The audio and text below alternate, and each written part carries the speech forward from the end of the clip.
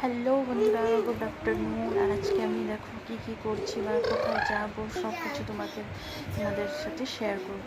এই দেখো আমার মেয়ে আর আমি মানে রেডি হয়ে গেছি চান টান করে। আমি মেয়েকে স্কুলে নিয়ে যাব। এই দেখো মেয়েও রেডি, আমিও রেডি। আর মেয়ের স্কুল গ্রামের পাশে, আর এখানে নমস্কার করে নিলাম, তারপরে চলে যাচ্ছি মেয়েকে নিয়ে। আমাদের গ্রামের রাস্তা দিয়ে স্কুলটা পাশেই, তার জন্য হেঁটে হেঁটে চলে যাচ্ছি। এই দেখো আমার মেয়ে।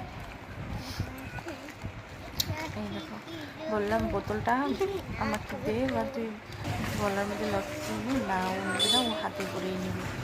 এই দেখো এটা হলো আমাদের গ্রামের হাই স্কুল, আর এই রাস্তাটা দিয়ে আমি মেয়েকে নিয়ে যাই মেয়ের স্কুলে। আর এই দেখো আমার মেয়ে আগে আগে চলে যাচ্ছিলো, তারপরে বলছি দাঁড়াও। তারপরে এই দেখো স্কুলের পাশেই মানে মন্দির, মা কালী মন্দির, আর এইখানে হলো আমাদের মেয়ের স্কুল। আর এই দেখো মন্দিরটা। আর এখানে চলে আসলাম আমাদের গ্রামেরই মানে প্রাইমারি স্কুল। এই যে এটা দেখাইছিলাম হাই স্কুল, তখন ভালো করে দেখানো হয় না। এই যে এটা হলো আমাদের গ্রামের হাই স্কুল, আর এটা হলো প্রাইমারি স্কুল, দুটোটা পাশাপাশি। তারপর চলে এসেছি বাড়িতে, চান টান করে চলে গেছিলাম, পূজাটা দেওয়া হয়নি। মেয়ে লেট হয়ে যাচ্ছিলো স্কুলে যাওয়ার, এর জন্য দেওয়া হয়নি পূজাটা। এখন দিব, তাই ঘরটর মুছে বাসন টাসন ধুয়ে ফুল টুল দিয়ে ভালো করে সাজিয়ে, আর আজকে ফুল অনেকগুলো ফুল ছিল, তাই ওই ফুলগুলো দিয়ে ভালো করে সাজিয়ে নিলাম।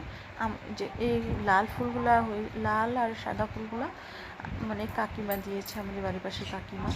আর আর এগুলো যে মানে ঘিয়া কালারের ফুলগুলো যা আছে সবকটা আমাদের গাছের।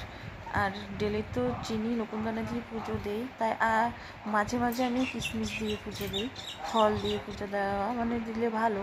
ডেলি আমরা ভালো ভালো জিনিস খাই বা খাই, তো ঠাকুরকে তো দিতে হয়, তাই না? আর এদিকে চলে এসেছি রান্নাঘরে চা খেতে। মানে সকালে তো আমি চাটা খাইনি আজকে, তাই মাথাটা ব্যথা করছিলো, এর জন্য চা বানিয়ে নিচ্ছি। এই দেখো কার কার আমার মতো চা খেতে ভালো লাগে অবশ্যই তোমরা কমেন্টে জানাবো। এই দেখো চাটা হয়ে গেছে, চাটা ভালো করে ছেঁকে নিচ্ছি। চাটা আমার ছাকা হয়ে গেছে। আর এই দেখো চায়ের কালারটা দেখো।